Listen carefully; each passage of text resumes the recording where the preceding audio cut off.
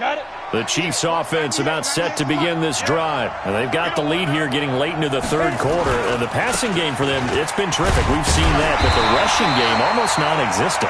And with the lead and trying to finish this game off, they need the running game to come back to life. They need to get sparked that way, take some time off the clock, and keep the ball away from their opponents.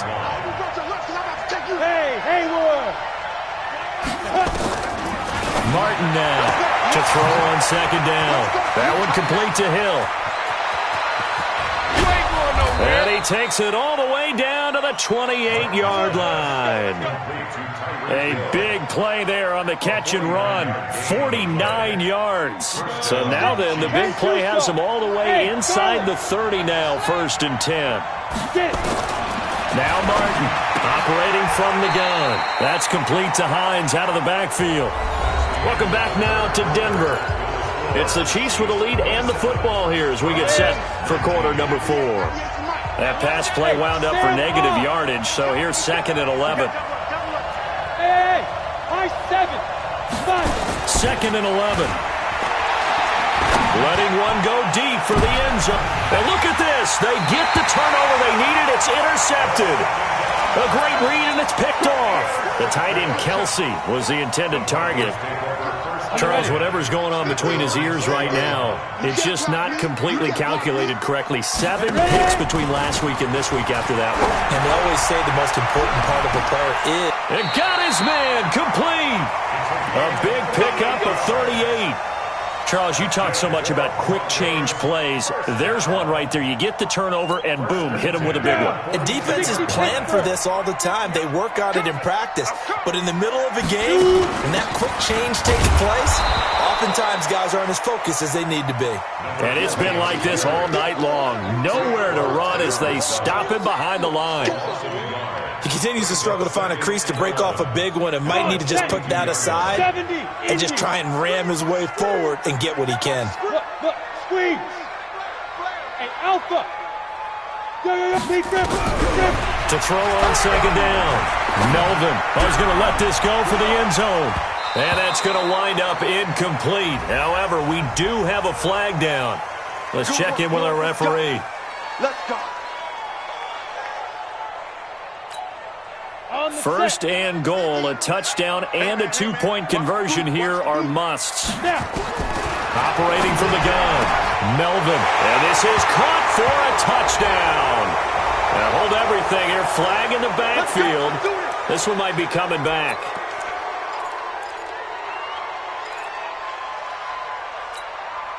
A terrible spot for a holding call as they'll try again, but now from further back on 1st and goal. From the gun, Melvin. Throwing for his running back, and he's got him complete. And here he'll get it down to the 7.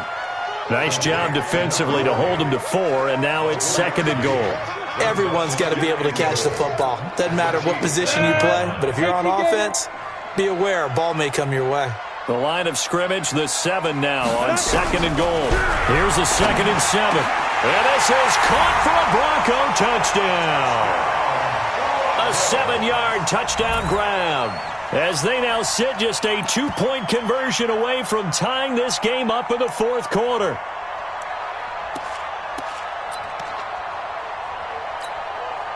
All right, now a big 2-point conversion attempt still to come. Operating from the gun, Melvin, and he's got it. The conversion good, and we are tied in the 4th.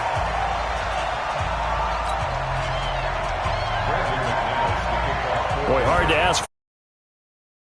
27 apiece is our score as the kick's away. This is taken at the 3. We got this. 1st and 10 at their own 18-yard line.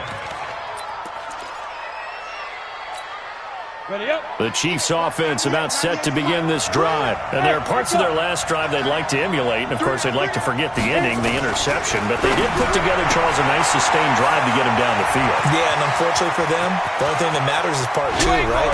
Because once they threw the interception and finished off the drive, that does them no good to go back and say, well, you know, we had a good one going. Finish things off. That's the only way you can get it done. So the big play gets him across midfield now for 1st and 10.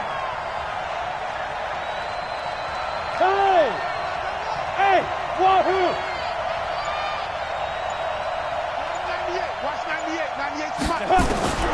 To throw is Martin. From the gun, he'll throw. Got a man, and he hits him in stride. It'll be a gain of 9, and it'll be 2nd and about a yard to go for the first. Under 4 to go now as the clock runs, and they come up on 2nd down. 2nd and 1. Completes it to Hardman. And he is out of bounds inside the 30. 6 yards the pickup, and that's a 1st down. Both teams working on short rest, but this has been one of the better Thursday night games we've seen as they come up here on 1st and 10. They run with Hines. And they'll bring him down at the 18-yard line.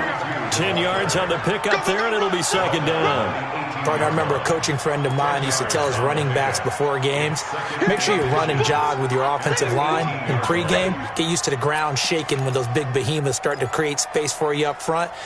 He did a pretty good job of just following those guys through there for a nice explosive run.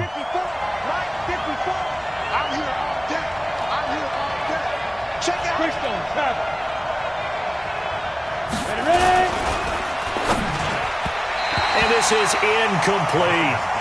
One thing I have learned, receivers don't mind high throws so much to the sideline, but do that over the middle to them, and not only the DB's going to throw a little verbal trash their way, when they get back to the huddle, they're going to have a few words to say to their QB, aren't they? Yeah, hung out to dry a little bit there on the high throw. Luckily fell incomplete. On 3rd down.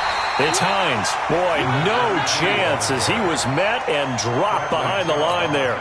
Losing 2 yards that time, and now it's 4th down.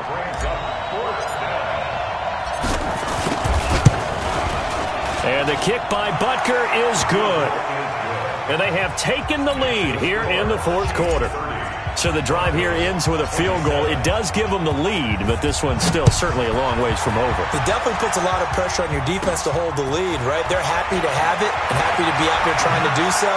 But I know as a former player, in the back of their mind, they're thinking, why don't you score the touchdown and seal this thing? Let's go! At their own 29-yard line.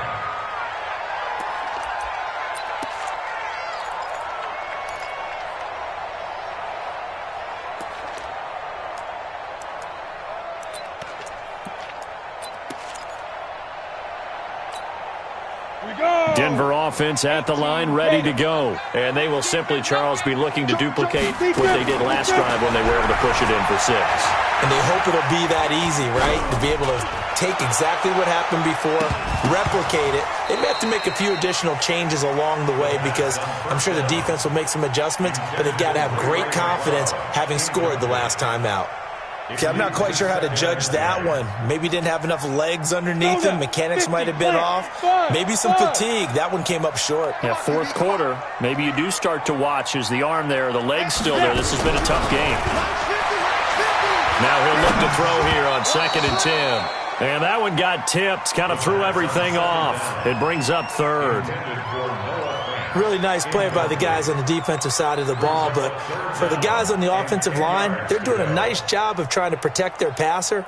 But when a guy hops in the air and goes airborne to try and knock one away, it's difficult because you can't reach out and grab him. That'll be a holding penalty. So all you're trying to do is make some type of a play on him, make some type of contact to try and get his arms out of the sky. Big play coming up. Here's 3rd and 10. I would expect to see some pressure here. Go. The pressure drops off as they'll look to throw. Nowhere to escape, and he goes down. A loss of 10 yards brings up 4th down. 3 points separating these two sides with 2 minutes left to go in the 4th.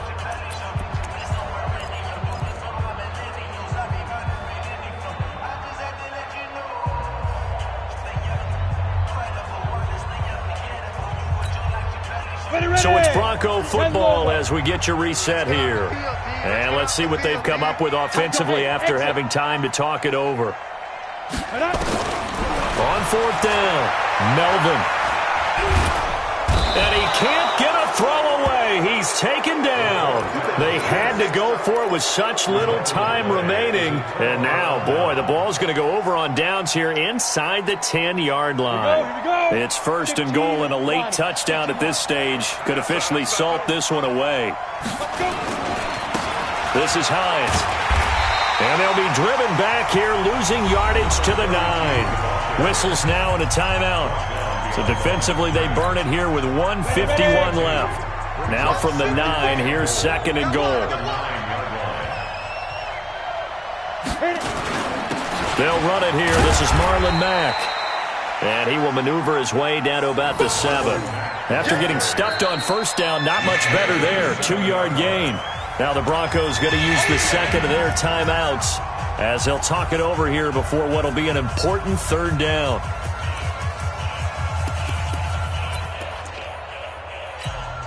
Here we go, set, 90, Wolf. Let's go, defense. Man up, D. Man up, D. Hey, orbit.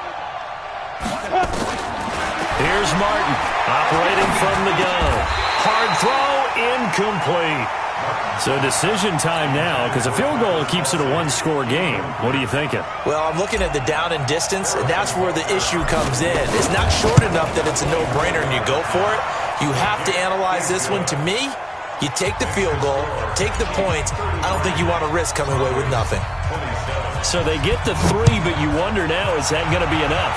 Excellent question, because when I look at the smiles on that side of the field, they're a little tight, aren't they? If they had scored a touchdown there, those would be big half-moon grins right now because they'd feel a whole lot better about their position. And a touchdown in the other direction, all of a sudden they're down. The Broncos onto the field, ready to start their next drive. And on that last drive, went for it on fourth, turned it over. A good job by their defense, though. They held them to 3, but this offense, they've got to be a little bit better, a little bit more careful here. And sometimes when you see these calls on fourth down, when they decide to go for it, it's not necessarily the coach saying, I believe in my offense. Sometimes the coach saying, I believe in my defense. I can afford to go for it here, because if we don't get it, I don't think we'll give up more than 3, and that's exactly what happened there. You think that factored in? I do. I think that he had that in his mind going into the game, that I'm going to be aggressive on offense because I know I've got a defense that can hold up their end. An incomplete pass leads to 2nd and 10 from the 25.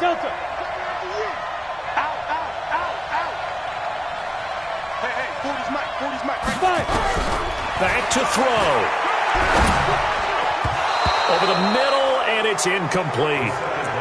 So back-to-back incompletions, now 3rd and 10. And first things first, before you think about marching the ball down the field, you got to move the chains. You're exactly right. Got to get back into focus here. Get the first down. That's what's vital to them. Hey, team 6. Ready? He'll look to throw. Nowhere to go here. He lost the football. On plays like this, when the ball comes free, it's often unusual for the team that lost it to get it back. Because this is the quarterback. The ball gets away from him. Everyone else is trying to execute what they're supposed to do on offense. They're usually looking in the other direction, downfield, or have moved away from him. In this case, though, a teammate is able to come up with the ball. Back to throw. He'll get this one to Patrick. And they're going to get this beyond the 40 before he's taken down. So even with the pass interference, it's a completed pass. They'll go ahead and just take the play instead. How about the effort? Making the catch despite the pass interference. Nothing else to be gained on the play. No need to take the penalty. The play stands. Set, ready? 70, Indy. Bravo. Tight end rock. Roll out. Kill. He's back to throw. And he can't get a throw off. He's taken down. What a huge play at this point in the game. Pass protection has been a problem all night long as they come up facing second and a bundle. They try to throw on second down, but this one is incomplete. Back-to-back big plays defensively. First the sack. Now they force the incompletion on 3rd and long. Things looking pretty good for them. And this is where they have to be careful because they've got the momentum going their way. They will be really amped up to get to the quarterback. Look out. Draw, screen, something that can be used against them. Mike 40, Mike 40. So go. They'll look to throw. And that is incomplete. This defense hasn't had the best showing in this game, but a critical knockdown there. If they can hang on, I guess the end will kind of justify the means. Certainly, and just think of it this way. It may not be the quantity of the plays that they've had because those haven't been great, but they get a few more quality ones like that. That could finish things off for them. So down 6, and they know they need this one on 4th down. Go. Hey, box truck. Fair. On 4th down, Melvin. Throw left side complete. That's Kennedy. And now this is going to depend on the spot. And they say he's just short. So that's the second time this game they've given it up on 4th down. They're now 1 for 3 on 4th down conversion tries. But they must feel good about what they're doing, right? They continue to go for it on 4th down.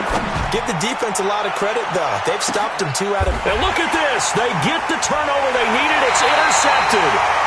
Picked off by Bryce Callahan. And a big turnover there as his guys will get the football back.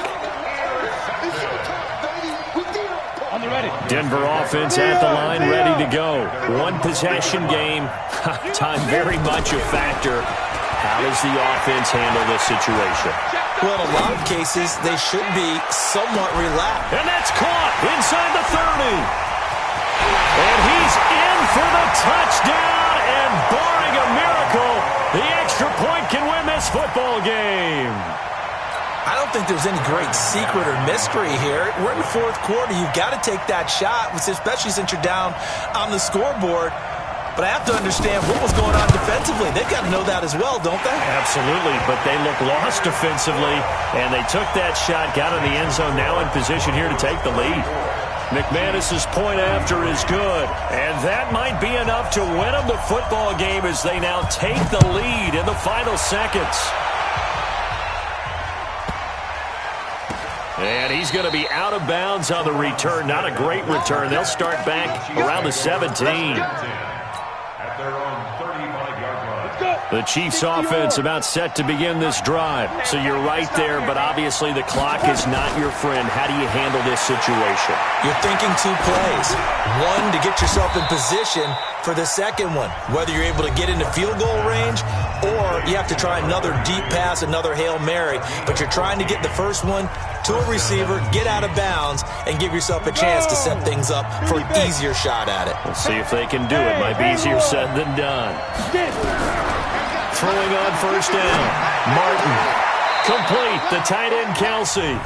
And we will get a timeout with 2 ticks left. Everything right now resting on the right foot of Harrison Butker. 2 seconds on the clock. This for the win. And his kick is good.